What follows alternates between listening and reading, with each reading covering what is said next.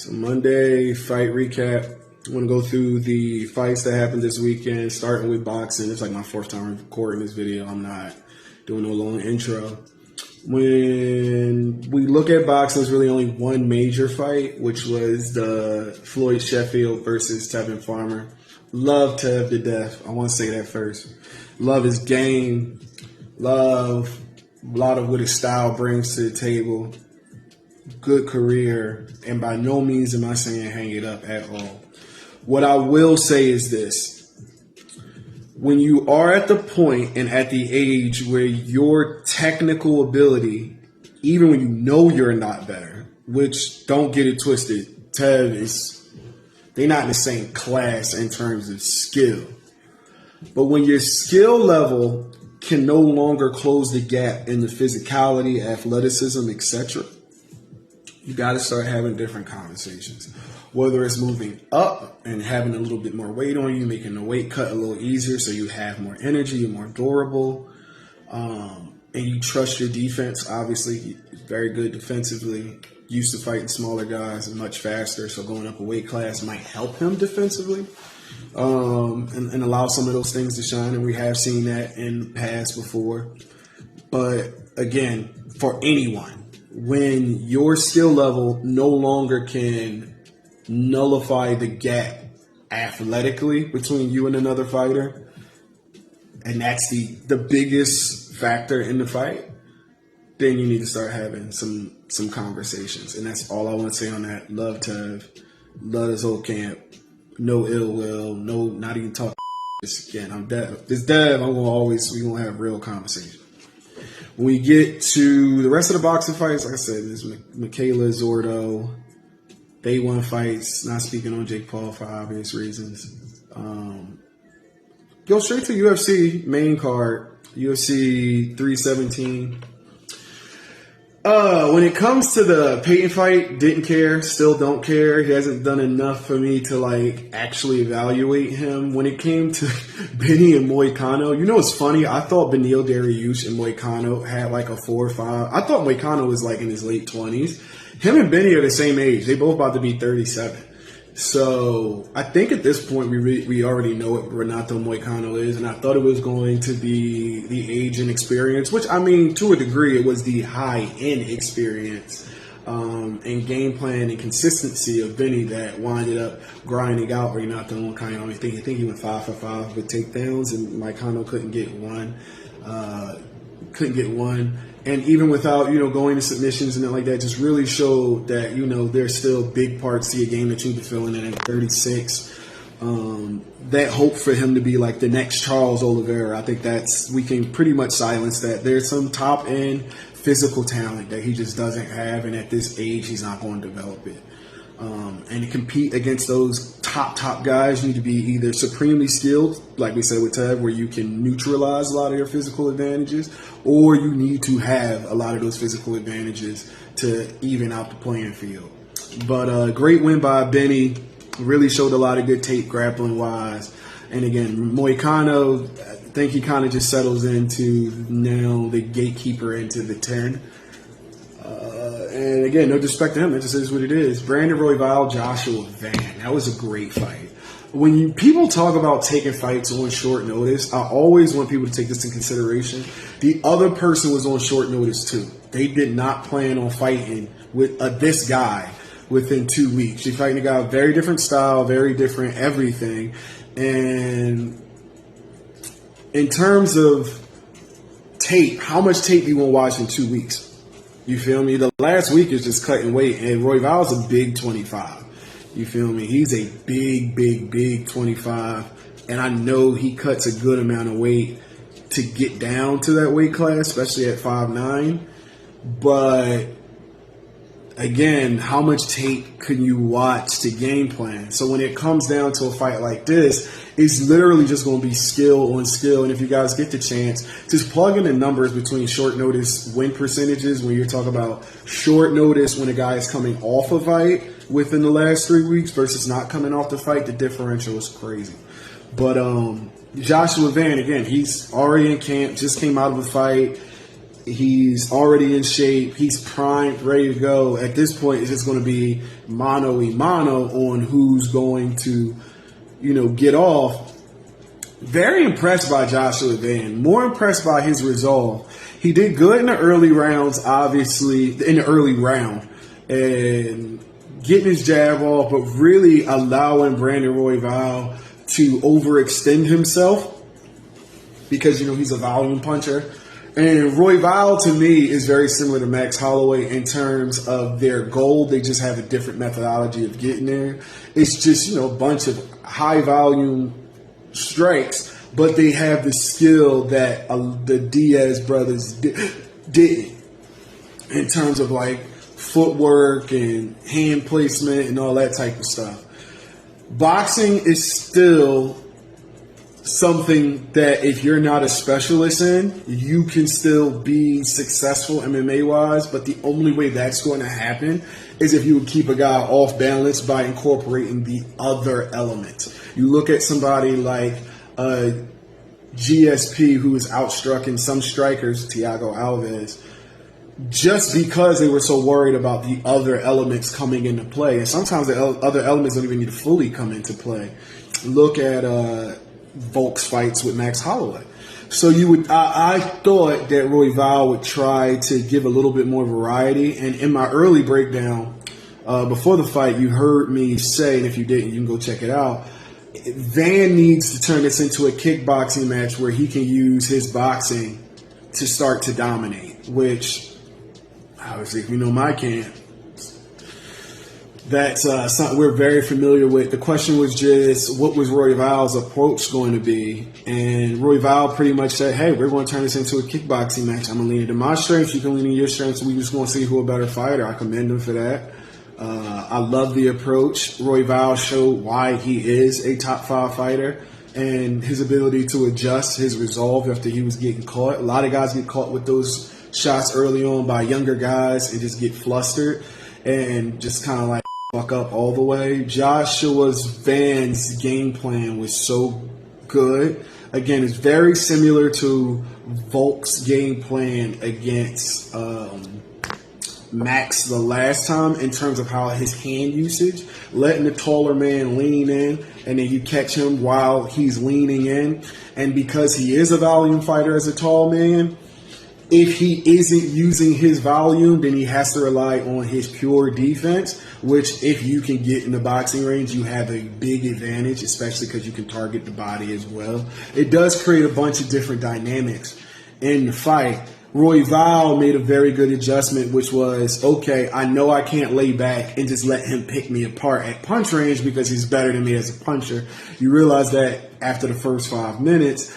And he didn't kick as much and as well as I've seen him kick at other fights for whatever reason that could be. It could be a lack of focus. It could be that wasn't a big part of this game plan that they had for the previous opponent, so it wasn't something he felt comfortable doing in his fight because he wasn't in rhythm throwing it within camp. It could be so many different reasons. I still don't know why Cheeto didn't throw body kicks at Sean O'Malley. I don't know.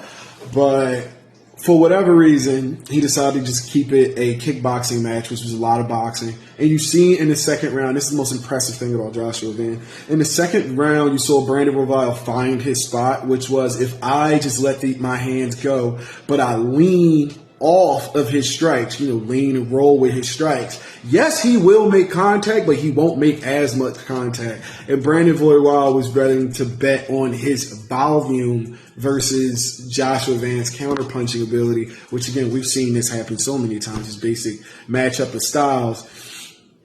And in that second round, Brandon Royval got to where he needed to get to. His spots were looking good. His jab was on point. He was layering up a lot of shots. And then in that, I think it was like a 40 strike differential in the second round. And then in the third round, you saw him kind of getting more into that and even step up even more in terms of his pace, shot placement, how many jabs he was putting on him. He was starting to, even though Van did come out, strong in the beginning of the round, like the first 20 seconds, I think, Royval pretty much started to get into his zone. And I was, again, figuring once you started getting the better of him standing up, showing something else, just even like we get into a clinch and I just go to throw you. You feel me? I go to throw you. I look for a little trip. I bang a couple knees on the inside. Just once I've gained ground and I have the momentum, it would have been smarter for Royval to then, once you've gained momentum, start to incorporate another element, whether that would just have been kicks, especially up the middle, just to make him not be able to sit on the ball of his back foot, pull counter, slip counter as much as possible. Bunch of little tactical adjustments that could have been made. But Brandon Royval was starting to take advantage of his spots. Joshua Van showed a really good job of staying calm, staying composed, waiting for his moments. He took advantage of the moments he did have, and then obviously landed a shot at the end of the round, which pretty much sealed him up the fight. I saw there's been some discourse about who won that fight. Some people feel like Royval's volume and the length of which he was winning in the third round should be considered versus the one drop. And I do hear that argument. Either way, it was a great fight. I think they need to run it back for a 5-rounder. I think a 5-rounder favors Brandon Royval more. And honestly, from what I saw, I think Royval has way more adjustments that can be made that Joshua Van can't make to this point, but we also haven't seen how many tools are in his belt yet. But great fight.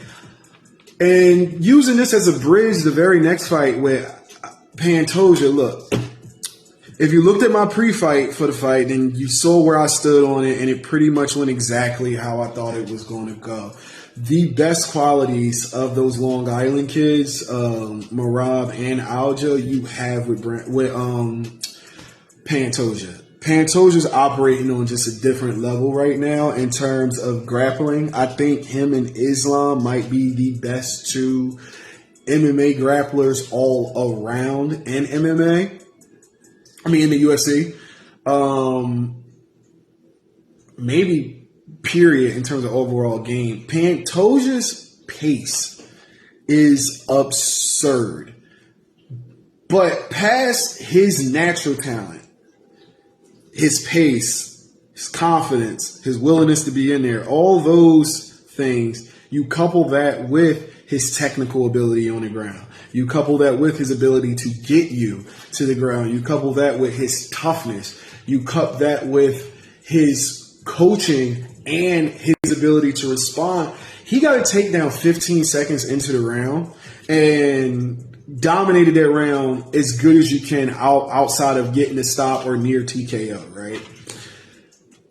His coaches, when you go back to the corner, are telling him, like, we don't need to look for the finish. We can just wear him down, just keep leaning on him. The finish is going to come to you. And that's exactly what he did. And Kai did exactly what he was supposed to do. He was resilient, tough, fought as hard as he possibly could, put out those things to try to discourage the level change. But Pantoja is just, again, you got to battle through a lot to even think about getting in there with him at the range, like where he's at right now. I don't see too many matchups he has a problem with in this division, including Joshua Van. And that's no disrespect to him. I haven't seen enough of you yet, but if what I have seen, if we can just raise that up a couple levels, and that's indicative of where you're going to be at, you're going to get the same exact thing that Kai got. And I think Kai's a great fight for him.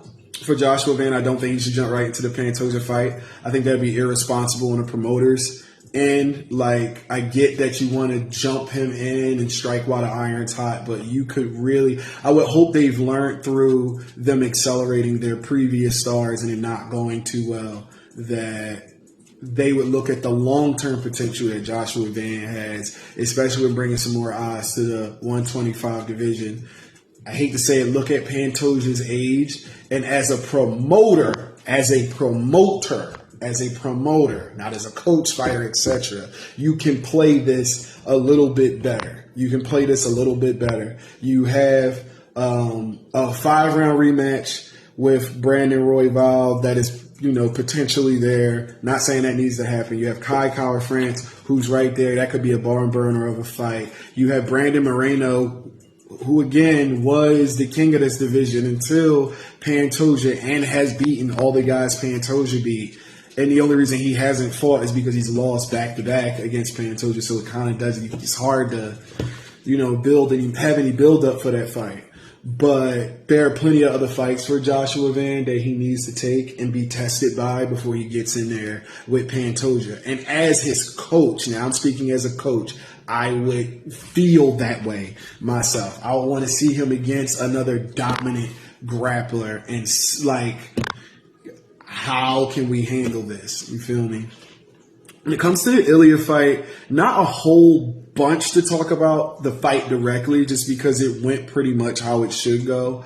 Even in my pre-fight, where I was like, you shouldn't doubt Charles Oliveira, because that was the only issue that I was having, was people being like, Charles has zero chance to win this fight. Again, 20 finishes in the UFC. He can legit beat anybody. You feel me? He has the power to put anybody at division out. He got the submission skills that if you slip up, he can get you. You feel me? His thing is always just going to be fight IQ. That's going to always be his issue. He throws himself to the wave. That's why he's going to always be a fan favorite. Fan favorites don't typically do good against guys who are technical with power. And to speak on Pantoja, because again, it's not a whole bunch. You pretty much knew how this fight was going to go. When you look at, Illia. When you look at Illia, and let's make this clear, me and Al was covering Illia years ago. We called this rise years ago. This isn't something like, we love Illia. I think a lot of the narrative around Illia of automatically jumping pound for pound number one, and he's beating these guys and all this. We gotta understand that there is reason for discourse, and I call this sometimes being a problem of your era. John Jones went through it, Mike Tyson went through it, so people just go through it no matter what era. Because Illia is young, ultra talented, the guys he fought on the way to the title, those wins haven't aged as well in terms of the Mitchell, everybody kind of already knew what Josh Emmett was. You feel me? Those are his two marquee fights. So those didn't age as well because we see what those guys are. And the champions that you did beat, again, Volk just came off a knockout, getting knocked out, short notice fight, and he's up there in age. Max just came off of a war, which, Illia did his thing in that fight. Right, and fought through the adversity that he faced early on in that fight. But there is, Max is up there in age, Volk is up there, and it's no one's fault. It's not, he can't choose what era he's in. It's just that now you just have to fight everybody. You feel me? You got to fight everybody now before we can give you that as some analyst. And that's all that is. And I love Illia, but again, when you're looking at guys like Islam, when you're looking at guys like Pantoja, when you're looking at guys like Tom Aspinall, where it's they already cleared out divisions, and you fought a couple guys in the division, and you fought some guys that was over here, fought some guys that was up there but on their way out. But we haven't seen you go through that Marab type. If you look at Marab and then look at Illia resume-wise, you feel me? That's what the issue starts to become. But I think Illia's biggest strength has nothing to do with his technique. He is a very good technical fighter in terms of his fundamentals. He doesn't do anything technically that's pops off screen. That's just the truth of the matter. It's not hate. It's the same thing I say about Alex Pereira. It's composure, it's power, it's commitment to the game plan, it's the ability not to get discouraged. And those things are what go into being a professional fighter. And I think that Illia's approach is so professional that his confidence and dedication to his game plan, his willingness to not be discouraged, in turn discourages guys, and they start doing dumb shit, which they shouldn't. Because we see guys have success and then somehow abandon the game plan, even when Illia didn't force their hand to.